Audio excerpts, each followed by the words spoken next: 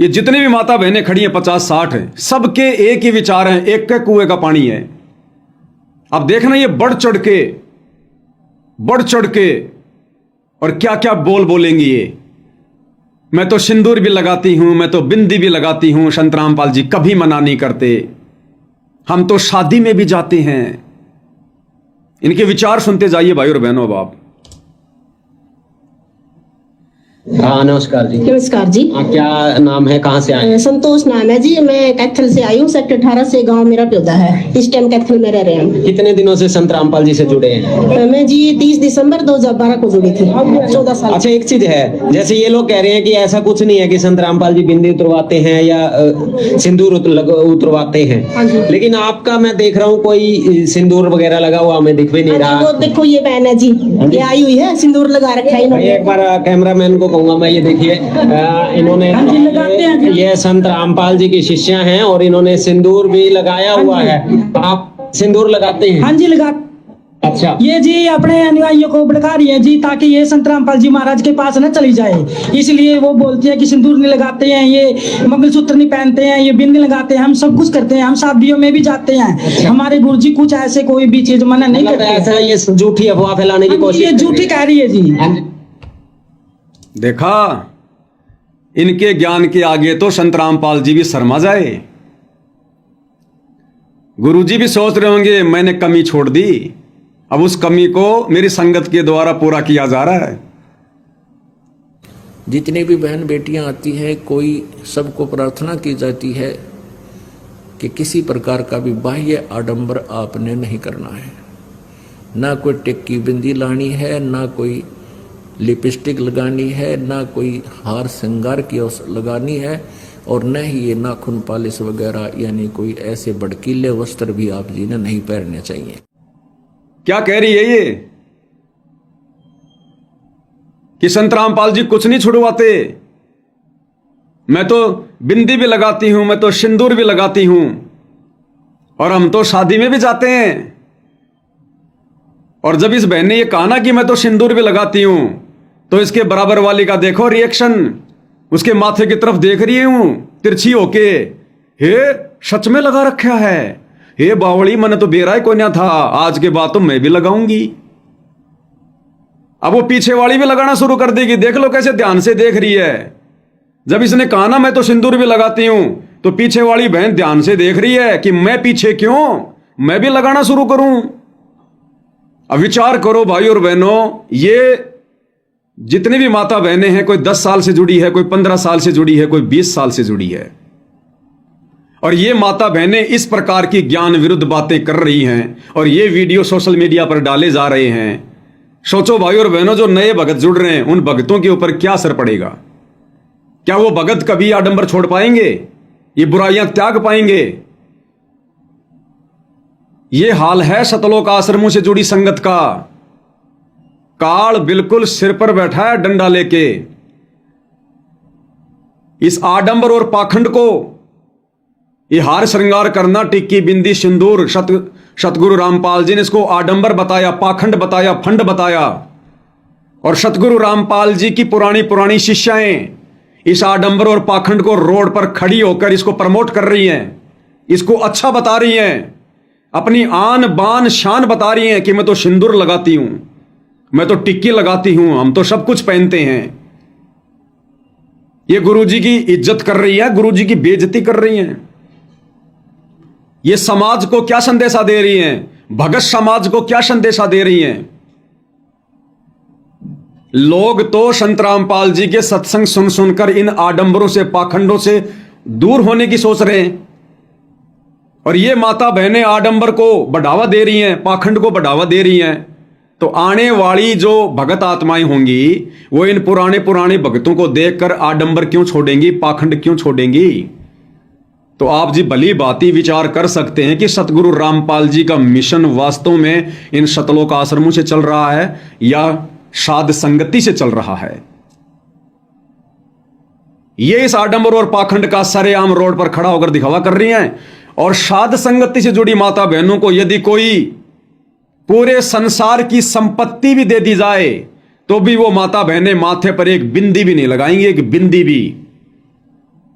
एक बिंदी भी अगर पूरे संसार की संपत्ति उनको दे दी जाए, एक बिंदी भी अपने माथे पर नहीं लगाएगी, थूकना पसंद करेगी उसके ऊपर कि मेरे गुरुजी के वचन से बढ़कर, मेरे गुरुजी के शब्द से बढ़कर, मेरे गुरु के आदेश से बढ़कर मेरे लिए कोई वस्तु नहीं है।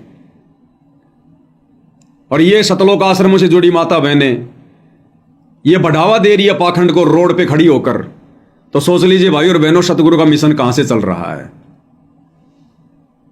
अब सतगुरु रामपाल जी ने शादी विवाह के विषय में क्या कहा, ये तो अंजलि आर्या से भी 2 कदम आगे बढ़ के कह रही है कि हम तो शादी विवाह में भी जाते हैं, हमारे गुरुजी कोई टोकटाकी नहीं करते। अरे तुम्हारा गुरु तुम्हें हाथ पकड़ के बैठाएगा क्या, तुम्हें डंडा लेके मार मार के समझाएगा क्या कि शादी विवाह में जाना कि नहीं जाना है? कुछ कॉमन सेंस भी है कि नहीं है? हम कोई जानवर थोड़ी हैं जो डंडे मार मार के ही गुरु समझाएगा। क्या करोगे शादी विवाह में जाके? शादी विवाह में जाते रहोगे पूरी जिंदगी। तुम्हारा गुरु कभी किसी शादी विवाह में गया क्या? देखा कभी? रिश्तेदारियां तुम्हारे गुरु के भी हैं क्या? तुम्हारा गुरु कभी किसी शादी विवाह में, किसी प्रोग्राम में, रिश्तेदारी में गया क्या? तो गुरु को देख के तो चलना पड़ेगा। कीट न जाने भृंग को यूं सतगुरु कर ले आप समान। सतगुरु भक्तों को अपने समान ही तो करना चाहता, अपने जैसा ही तो बनाना चाहता है। सतगुरु खुद एक भगत की भूमिका निभा के क्यों दिखाता है कि जब तक मेरे जैसे भगत नहीं बनोगे तुम कभी भी भक्ति सफल नहीं कर सकते। तो सतगुरु रामपाल जी कब और किस अपनी रिश्तेदारी में, यारी दोस्ती में, कब और किस फंक्शन में गए, किस शादी विवाह में गए, किस बात और छूचक में गए, और ये कह रही हम तो शादी विवाह में भी जाते हैं।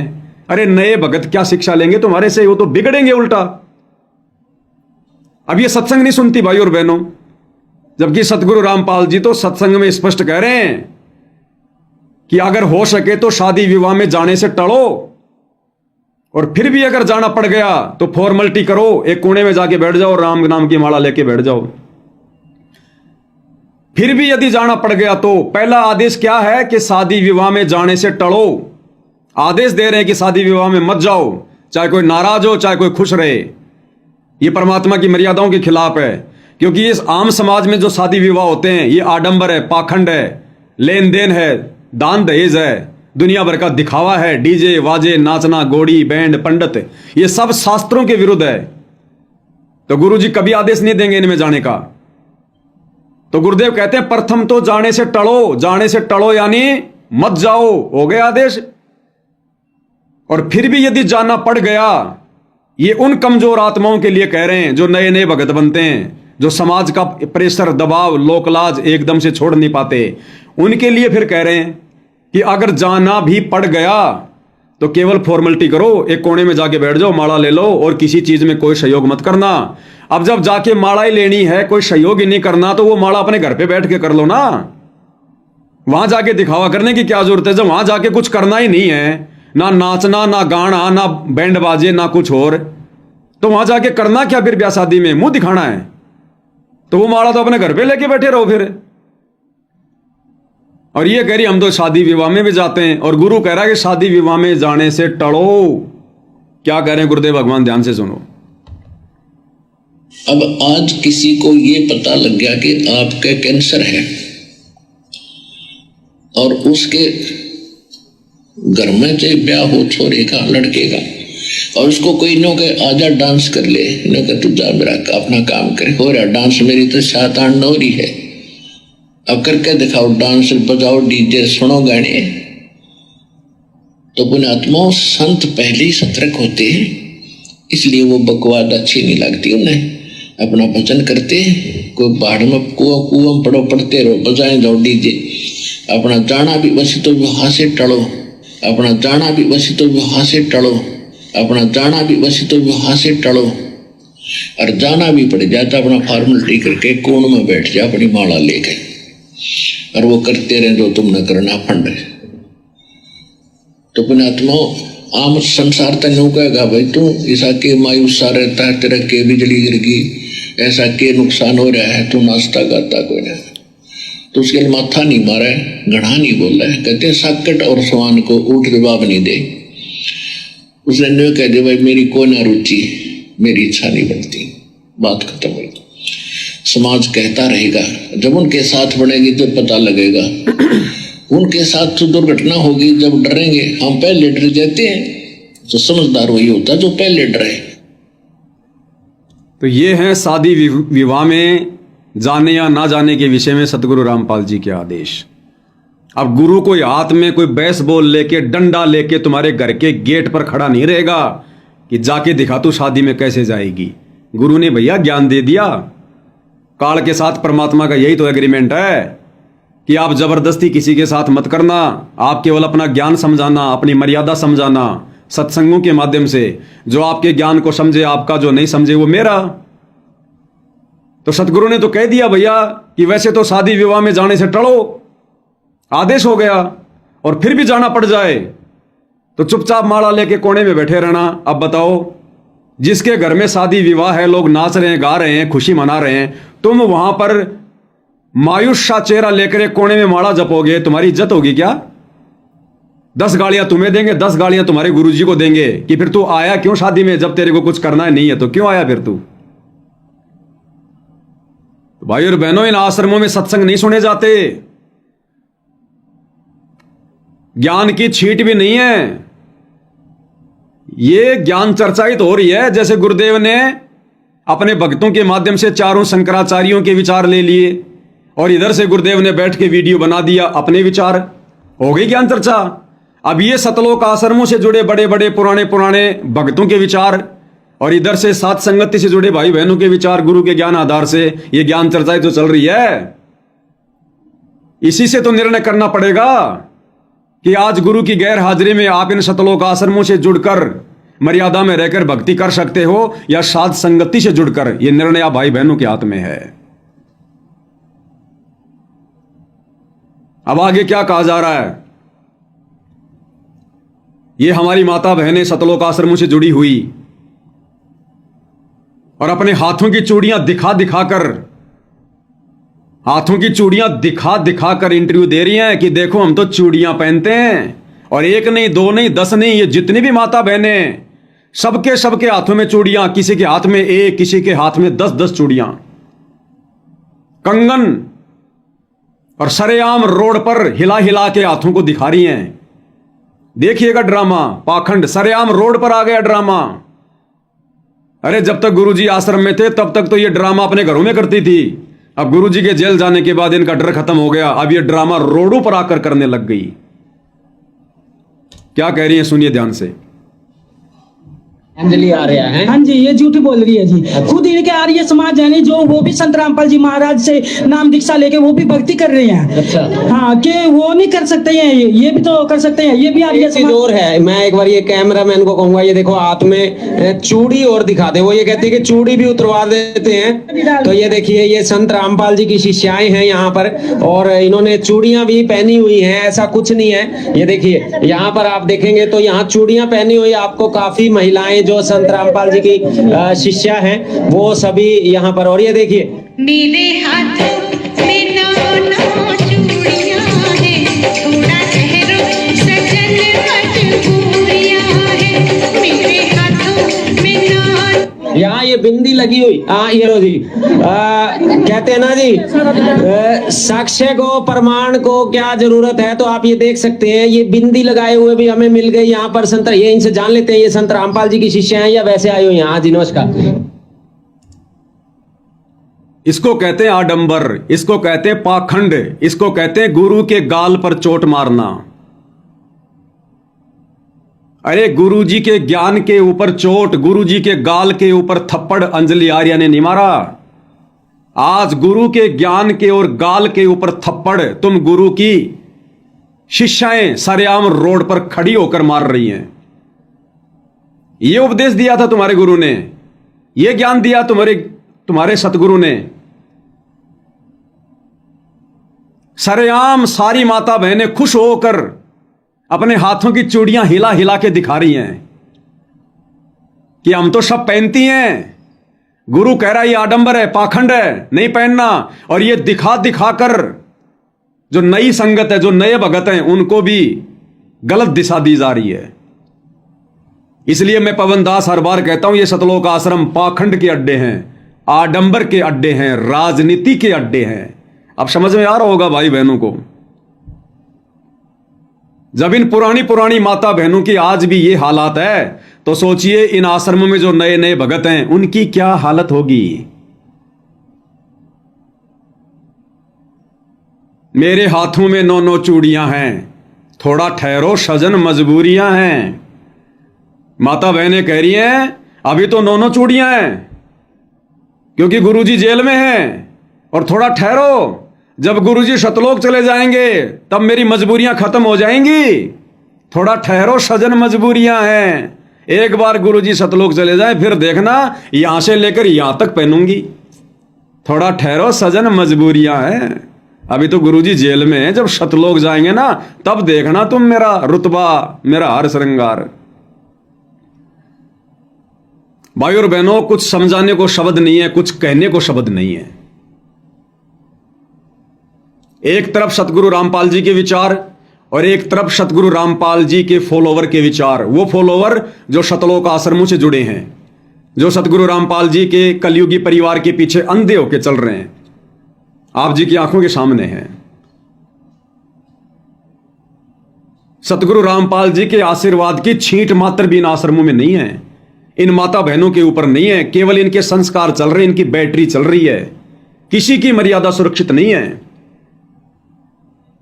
इसीलिए तो आए दिन अकाल मौत मर रहे हैं, कुत्ते वाली मौत मर रहे हैं भगत। और राजेश सिवानी जो कुत्ते वाली मौत मरा है वो इन्हीं का तो कोऑर्डिनेटर है। अरे इन्हीं ऐसी माता बहनों का तो कोऑर्डिनेटर है वो। ये हाल है।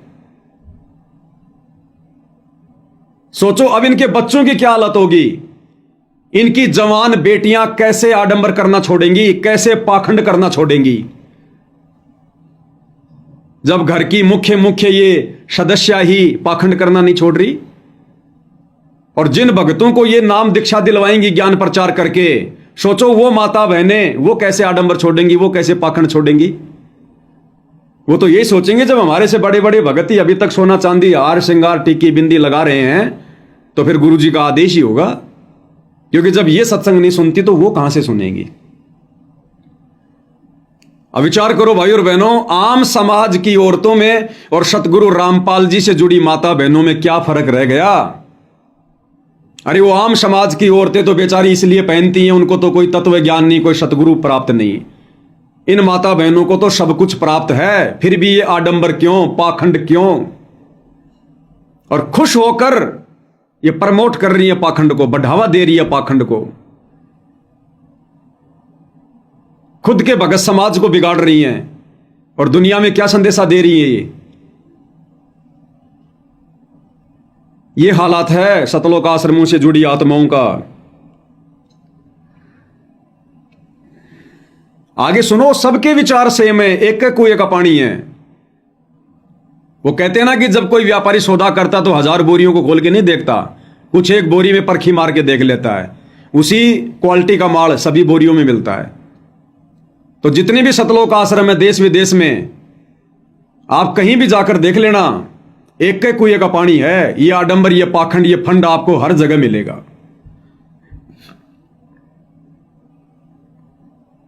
आगे क्या कह रही है ध्यान से सुनो। नमस्कार जी। हाँ, क्या नाम है, कहाँ से आए हैं? तन्नू नाम है जी, बाड़ू से आई हूँ। अच्छा, संत रामपाल जी से जुड़े हुए हैं? हाँ जी, संत रामपाल जी से जुड़ी हुई मैं 1 साल की थी, जब से सतगुरु रामपाल जी महाराज से जुड़ी हुई हूँ। 1 साल हो गया आपको संत रामपाल जी? नहीं जी, जब से मैं 1 साल की थी, जब से 1 साल जुड़ी हुई हूँ। अच्छा, अभी तो मतलब 20-25 साल हो गए? हाँ जी, मैं 23 साल की हो गई। 23 साल के हो गए हैं। तो 23 साल से ये संत रामपाल जी से जुड़े हुए हैं। विवाह हो गया आपका? हाँ जी, हो गया है। कितने साल हो गए? 4 साल हो गए जी। 4 साल हो गए। तो क्या संत रामपाल जी ने 4 साल पहले जब आपका विवाह हुआ या उसके बाद आपसे बिंदी उतारने के लिए या सिंदूर उतारने के लिए या आपके मंगलसूत्र के ऊपर किसी तरह का कुछ कहा? नहीं, संत रामपाल जी महाराज ने बिंदी या सिंदूर उतारने के लिए कुछ भी नहीं कहा। तो आप बिंदी सिंदूर यूज करते हैं? हाँ जी, मैं सब कुछ यूज करती हूँ, बिंदी भी यूज करती हूँ, सिंदूर भी यूज करती हूँ, मंगलसूत्र भी डाल लेते हैं, कई बार जाना पड़ता है। अच्छा, तो देखा, कई बार मैं मंगलसूत्र भी डाल लेती हूं जब कहीं मेरे को जाना होता है। और संत रामपाल जी ने तो 23 साल हो गए मेरे को नाम लिए हुए। जब मैं 1 साल की थी ना, तब मैं संत रामपाल जी से जुड़ गई थी, और मेरे को तो संत रामपाल जी ने 23 साल में कभी भी नहीं कहा। अब संत रामपाल जी तेरा हाथ पकड़ के तेरे को पर्सनल कहेंगे कि तू ये मत पहन। संत सार्वजनिक तौर पर जो भी कुछ कहना होता है सत्संग के माध्यम से कहता है, अलग से किसी को कोचिंग नहीं देता। और सत्संग भाई और बहनों बराबर आप सुन ही रहे गुरुदेव भगवान के। जो भाई बहन अभी नए जुड़े हैं वो बाद में वीडियो को पूरा देख लेना। गुरुदेव भगवान ने सत्संग में बिल्कुल क्लियर कर दिया कि हम माता बहनों से प्रार्थना करते हैं टिक्की, बिंदी, सिंदूर, हार श्रृंगार, नेल पॉलिश, या आडंबर, या पाखंड, ये आश्रम में नहीं करना। ये प्रतिबंध है आश्रम में। अब ये 23 साल से संत रामपाल जी से जुड़ी है। अब इसने क्या सत्संग सुने? 23 सत्संग भी ध्यान से नहीं सुने होंगे इसने। अगर 23 सत्संग भी ध्यान से सुन लेती, अगर साल में 1 सत्संग भी ध्यान से सुन लेती, तो 23 सत्संग में कभी न कभी तो इस बात का जिक्र गुरुजी जरूर करते हैं। और बड़े शानो शौकत के साथ में, बड़ी इज्जत के साथ में प्रवचन दे रही है कि संत रामपाल जी ने कभी नहीं कहा। सुन लिए तूने सारे सत्संग? सोचिए भाई और बहनों, बाकी जो नए भगत भाई बहन हैं उनको क्या दिशा मिलेगी? अपने गुरु पर आरोप लगा रही है कि मेरे गुरुजी ने कभी नहीं कहा, यह आडंबर छोड़ने के लिए, पाखंड छोड़ने के लिए। और स्पेशल दोनों बहनें जो सामने खड़ी हैं बिंदी लगा के आई हैं, और ये पीछे जो माता जी खड़ी है ना, कि ये बूढ़ी सी, ये पीछे वाली माता जी, वीडियो को थोड़ा बैक करके देखना। ये माता इस नीली चुंदड़ी वाली की माथे की ओर उंगली कर रही है बार बार कि भैया इंटरव्यू लेने वाला, इसका माथा भी दिखा, इसकी बिंदिया भी दिखा।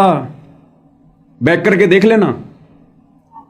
ये 80 साल की औरत भी आडंबर और पाखंड करने में पीछे नहीं है।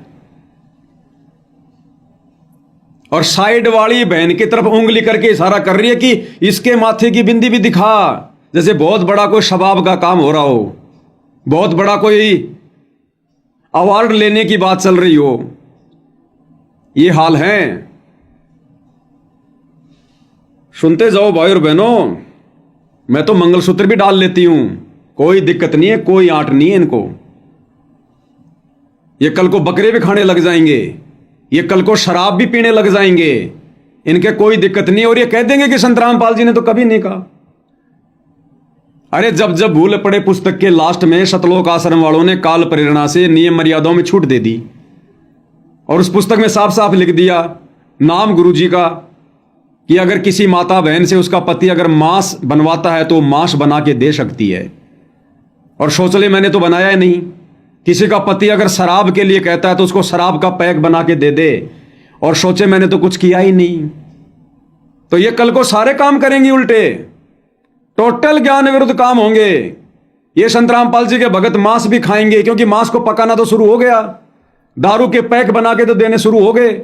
जब जब भूल पड़े पुस्तक में लास्ट में देख लेना, सब भक्तों के घर पर है कि संत रामपाल जी ने छूट दे दी समाज में विशेष जगह बनाने के लिए। सब काल प्रेरणा से हो रहा है, सब काल प्रेरणा से। नाम गुरु का, बकवाद उनके परिवार की, और बिगड़ रही है संगत। इसलिए दास कहता है कि इन सतलोक आश्रमों से जुड़े भाई बहनों का घरों का पानी भी साध संगति से जुड़े भाई बहनों ने नहीं पीना चाहिए। इन आश्रमों से जुड़े भक्तों का घर का पानी भी साध संगति से जुड़े भाई बहनों ने नहीं पीना चाहिए। भक्ति का नाश होगा, मर्यादा टूटेगी, क्योंकि इनकी कोई मर्यादा नहीं है, और ना ये गुरु को परमात्मा मानते, और टोटल गुरु की ज्ञान विरुद्ध बात हो रही है। ये हाल है सतलोक आश्रमों का। सुनते जाओ, अभी तो शुरुआत है मेरे भाई। उस अंजलि आर्या पर और आगे इन सतलोक आश्रमों से जुड़ी माता बहनों के द्वारा क्या क्या आरोप लगाए जा रहे हैं कि अंजलि आर्या का कारोबार ठप हो रहा है, जैसे अंजलि आर्या का कारोबार को टिक्की बिंदी का हो। इनको इतना भी होश नहीं है। अरे वो तो सत्संग करती है भाई, तुम्हारे टिक्की बिंदी से उसको क्या लेना? उसकी कोई टिक्की बिंदी की कोई फैक्ट्री थोड़ी है जो उसका कारोबार ठप हो रहा है। किसी को कोई होश नहीं है बोलने का, जो मन में आया बोल दो। घर की भई लिखने वाला काका, इंटरव्यू लेने वाला भी वैसा ही, देने वाली भी ऐसी। सुनिएगा आगे प्रवचन। तो ये अंजलि आर्य के कोई दिमाग में कोई खराबी हुई है जो उसने इस तरह के कमेंट करे, क्या लगता है? अंजलि आर्य जो अपने तपास से बना के बोल रही है, ऐसा संत रामपाल जी महाराज ने कुछ नहीं कहा। भाई मंगलसूत्र नहीं डालना है, बिंदी नहीं लगानी है, सिंदूर नहीं लगाना है, सब कुछ लगा सकते हैं। कारोबार ठप हो रहा है। हाँ जी, क्या कह रहे हैं? सच में बताए तो उनका कारोबार ठप हो रहा है। ये जो अंजलि आर्य जी हैं, आर्य समाजी हैं, इनको जो संत रामपाल जी महाराज ज्ञान दे रहे हैं उसके अकॉर्डिंग वो कुछ बोल तो नहीं सकती, ना उनके पास साक्ष्य है ना वो कुछ बोल सकती हैं। तो उसकी वजह वो टिप्पणी कर रही है, उनको बदनाम करने की कोशिश कर रही संत है। रामपाल जी को बदनाम करने की कोशिश कर। हाँ जी, क्योंकि उनके पास कोई प्रूफ नहीं है, वो शास्त्र अनुकूल साधना जानती नहीं है। अंजलि आर्या शास्त्र अनुकूल साधना जानती नहीं है और ना उसके पास में कोई प्रूफ है, कोई साक्ष्य है कि सतगुरु रामपाल जी ने कब मना किया टिक्की बिंदी सिंदूर सोना चांदी के लिए। तो प्रमाण तो आपको दिखा दिया सतगुरु रामपाल जी के सत्संग से, उनके मुख कमल से, कि सतगुरु रामपाल जी तो टिक्की बिंदी सिंदूर सोना चांदी हार श्रृंगार के पक्ष में नहीं है, वो तो मना करते हैं अपनी संगत को। तो प्रमाण तो मिल गया। फिर ये कह रही है कि अंजलि आर्या का कारोबार ठप हो रहा है। तो अंजलि आर्या का भाई ना कोई सिंदूर का काम, ना कोई बिंदी का काम, ना कोई सोना चांदी का काम। जो तुम नहीं पहनोगी तो उसका सामान जो है वो बिकना बंद हो जाएगा, उसका कारोबार ठप हो जाएगा। और तीसरी बात ये बहन जी कह रही है कि अंजलि आर्या को शास्त्र अनुकूल साधना का नहीं पता। अब बताओ फिर ये टिक्की बिंदी लगाना, हर श्रृंगार करना, चूड़ी पहनना, ये कौन सा शास्त्र अनुकूल साधना में आता है? फिर तुम कौन सी शास्त्र के अनुकूल साधना कर रही हो?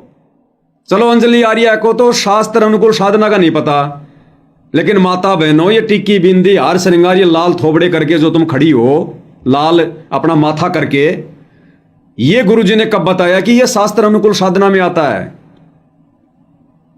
तो आरोप अंजलि आर्या लगा रही है या आरोप अंजलि आर्या पर तुम लगा रही हो? कम से कम इंटरव्यू तो देना सीख लो। कल को कोई ज्ञान चर्चा हो गई तो फिर क्या यूं ही बांटोगे जो मुंह में आ गई हो? घर की भाई लिखने वाला काका, कोई कुछ कहने वाला नहीं है। जंगल राज हो रहा है आश्रमों में, जंगल राज।